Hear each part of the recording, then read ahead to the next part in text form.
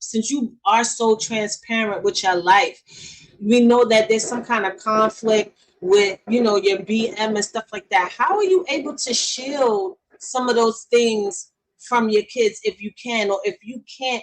What are some of the things that you tell them to assure them that everything is going to be all right? I don't even involve them in it. They don't know that I got locked up. They don't know nothing. They don't know nothing about it. And see, what happened that night was a mistake, an accident, but in her inebriated state, whatever she thought, what she thought. And I'm not mad that the situation happened. It's all fine.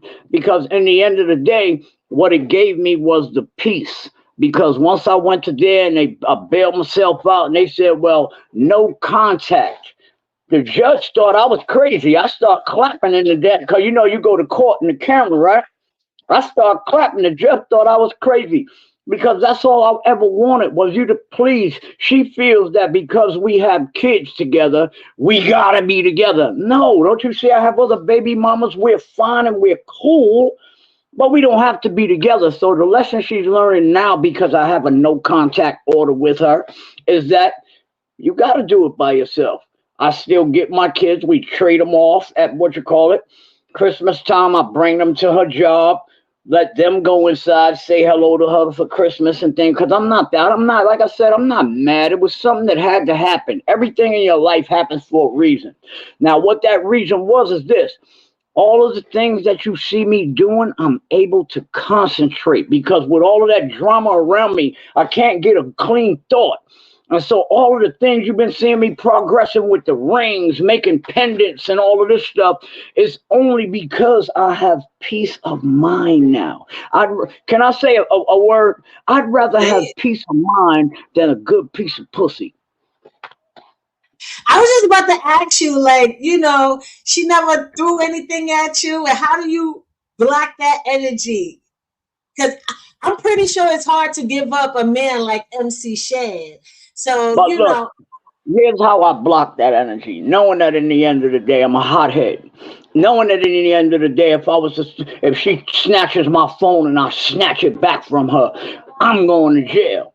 I know my boundaries. See, and that's what most men need to know your boundaries because women push buttons and so do men.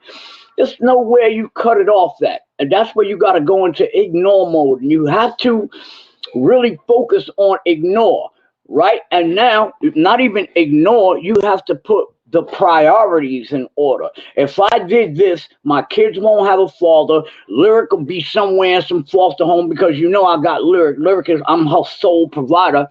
Although her mother is here in Georgia, Lyric been with me since she was 1 year old.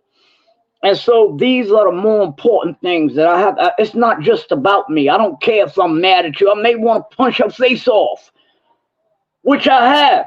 Wanted to punch her face off, but I didn't. Because there's a certain way you carry yourself. I used to watch my mama get beat up, bloody noses, black eyes, and all that. And I would not inflict that on any woman. That's like, come on, now you're going to give her a black eye and tell her you love her in the morning. Man, shut up and move from by me, sucker. no, and I'm glad you like that. You know what I'm saying? Keeping healthy boundaries in that situation. Um, I know it's got to be hard because kids pick up on things that we really think they don't, but they kind of do. So, did you ever had to have a conversation for reassurance or anything like that, just to keep them at a peace of mind? Because they look like they doing very well, actually. Now, let me tell you what it is, and I'll tell you it's my fault and their mama's fault. My kids argue about everything. I could give them two red rulers like this. They got two bears for Christmas, exact same thing. And I'm looking at, they fighting, talking about, that's mine, that's mine. And I looked at her, I said, how can you tell? But where they get that from is since they've been in their stomach, they were used to hearing their mother and me arguing, argue. So in their brain, that's the way of solving conflict. And that's what I'm kind of trying to adjust now. Stop fighting. Love your brother. All that's not good, but I know and understand what I have done to my children by my actions. And I'm glad you said that. The people that are listening, you got to know and understand some things that you do around in front of your children, they are sponges. Little Ethan is the cursingest kid. The little cute one you were just talking to. Yeah, He I is the know. cursingest. I love the thing that you have on your video. Shizzle with the wizard. That he hits the thing. I think that is so adorable. He's evil, pure evil, like his daddy. But Yeah. him, he's a cursor. And I don't say anything about it because as long as he uses it in the proper context, and but there's a rule. You don't do this in school. You can only do it around daddy. And when you get 6 years old, like Ethan, Elijah won't curse because he know after a certain age, boy, you but what.